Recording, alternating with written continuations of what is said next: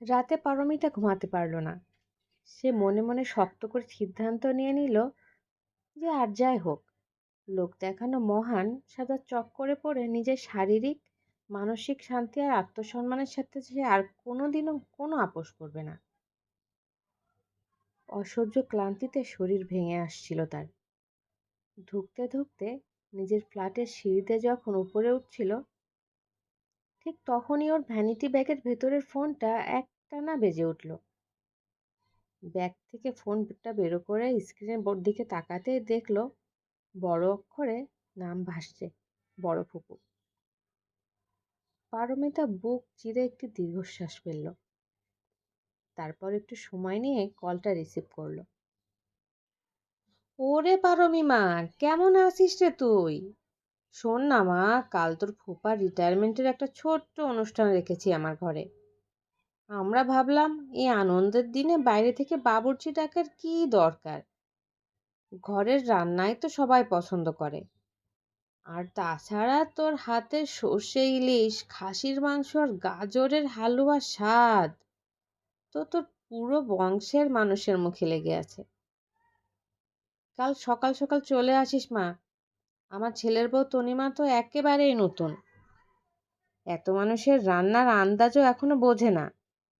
তুই একটু আগে ভাগে আসলে সবটা সামলে নিতে পারবি। ফুপুর কণ্ঠ থেকে যেন একেবারে মধুরস ঝরে পড়ছিল।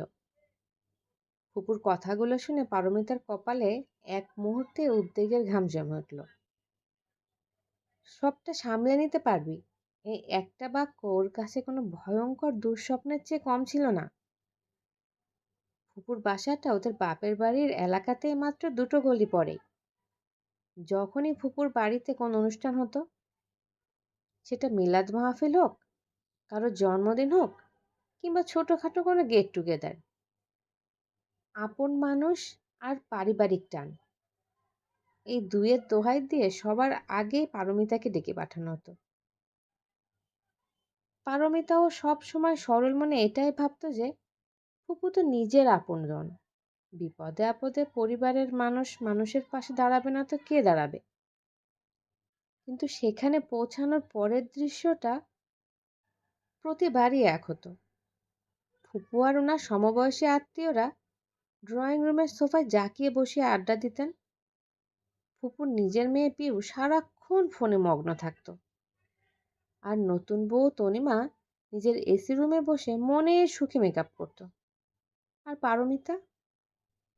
পারমিতা সকাল থেকে রাত পর্যন্ত রান্নাঘরের ভ্যাপসা গরম আর মশলার ঝাঁঝালো ধোঁয়ায় একা পুড়ে মরত। 50-60 জন মানুষের এলাহি কাণ্ড এক হাতে সামলানো, তারপর রান্নার পর স্তূপ হয়ে থাকা নোংরা বাসন কোসন পরিষ্কার, সবটাই যেন অলিখিতভাবে পারমিতার একার দায়িত্ব হয়ে যেত। কাজ শেষ হলে ফুপু ড্রয়িং রুম থেকে এসে পিঠ চাপড়ে শুধু এতটুকুই বলতেন, আরে বাহ পারমি, তুই তো একদম ম্যাজিক দেখিয়ে দিলি। তনিমা দেখেছিস তো ননদকে, ওর থেকে কিছু শেখ। কেমন তুড়ি মেরে এত বড় আয়োজন একাই সামলে নিল।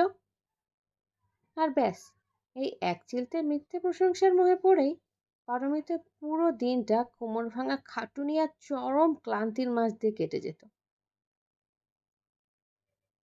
ফুপু, আসলে কাল তো আমাকে অফিসেও যেতে হবে। আর তাছাড়া পারমিতা নিজের সবটুকু সাহস সঞ্চয় করে আমতা আমতা করে বলতে চাইল, আরে রাখ তোর অফিস, একটা দিন ছুটি ম্যানেজ করে নে মা। তোর ফুপার জীবনে এত বড় একটা দিন, আর আমি তো অলরেডি সবাইকে বলে দিয়েছি যে কালকে সব স্পেশাল রান্না আমার পারমি একাই করবে। এখন তুই না এসে আমার নাক কাটিস না। কাল সকাল 9টার মধ্যে চলে আসিস বাপু।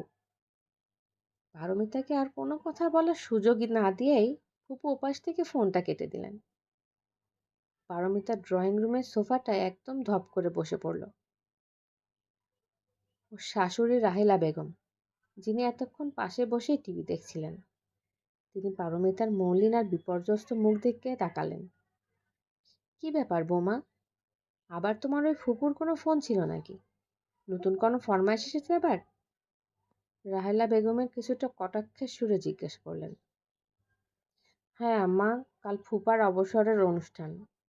বলেছেন কোনো বাবুর্চি বা ক্যাটারিং বুক করেননি, আমাকেই নাকি গিয়ে সব রান্না করতে হবে। পারমিতা কোনো মতে কান্না ভেজা গলায় বলল। রাহেলা বেগম টিভির রিমোট দিয়ে টিভির সাউন্ডটা একদম মিউট করে দিলেন।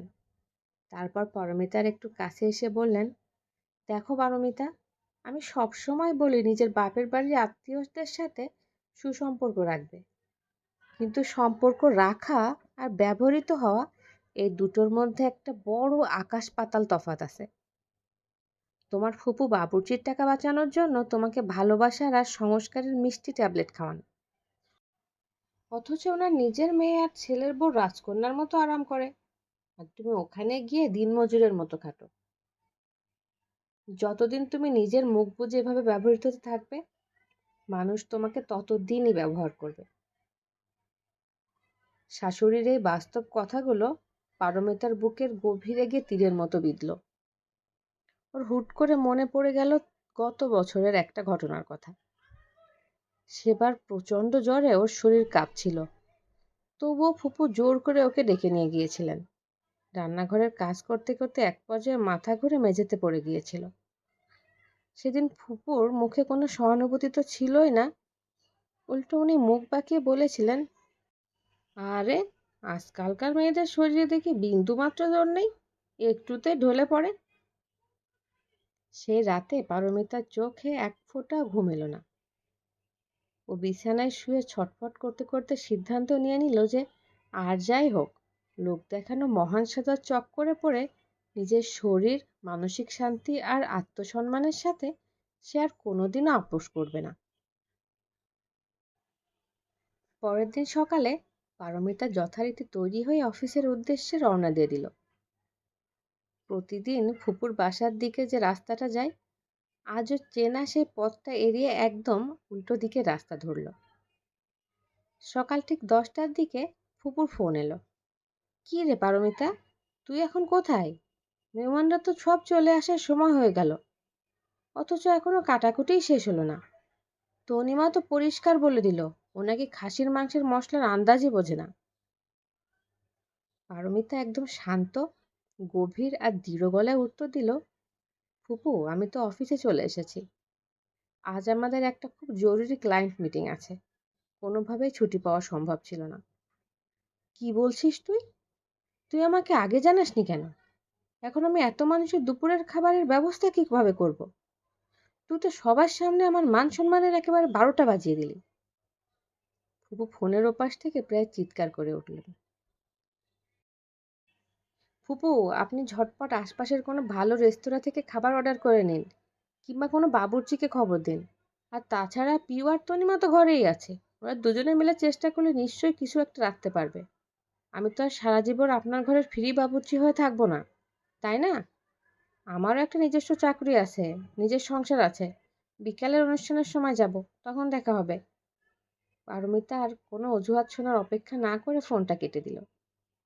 ওদিকে ফুপুর বাড়িতে যেন একেবারে লঙ্কা কাণ্ড বেঁধে গেল।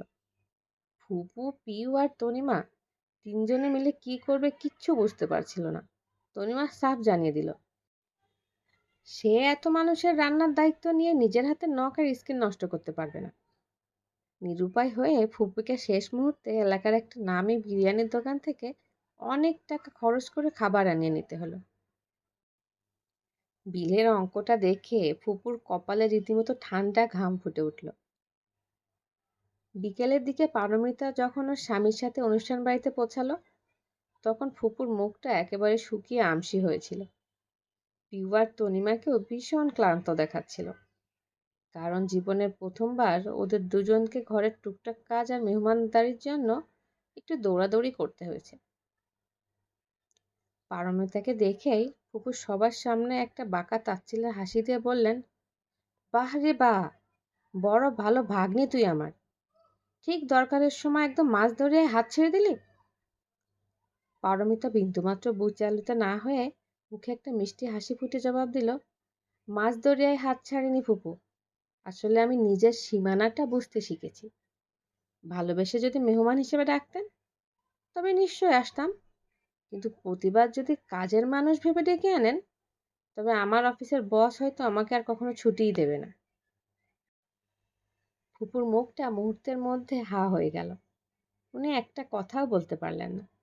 সেই দিনের পর থেকে ফুপুর বাড়িতে যখনই কোনো ছোট কিংবা বড় অনুষ্ঠান হতো, সবার আগে বাইরে থেকে ক্যাটারিং বা বাবুর্চি বুক করা হতো। আর পারমিতার কাছে এখন দিনক্ষণ মেনে সুন্দর করে দাওয়াতপত্র পৌঁছাতো। আর ও একদম পরিপাটি হয়ে মেহমানদের মতো যেত, হাসি মুখে গল্প করত, খাওয়া দাওয়া শেষ করে আবার নিজের মতো করে ফিরে আসতো। পারমিতা জীবনের সবচেয়ে বড় শিক্ষাটা পেয়ে গিয়েছিল, যেখানে নিজের আত্মসম্মানের কোনো মূল্য নেই, সেখানে স্পষ্ট করে না বলতে পারাটাই হলো সবচেয়ে বড় হাতিয়ার।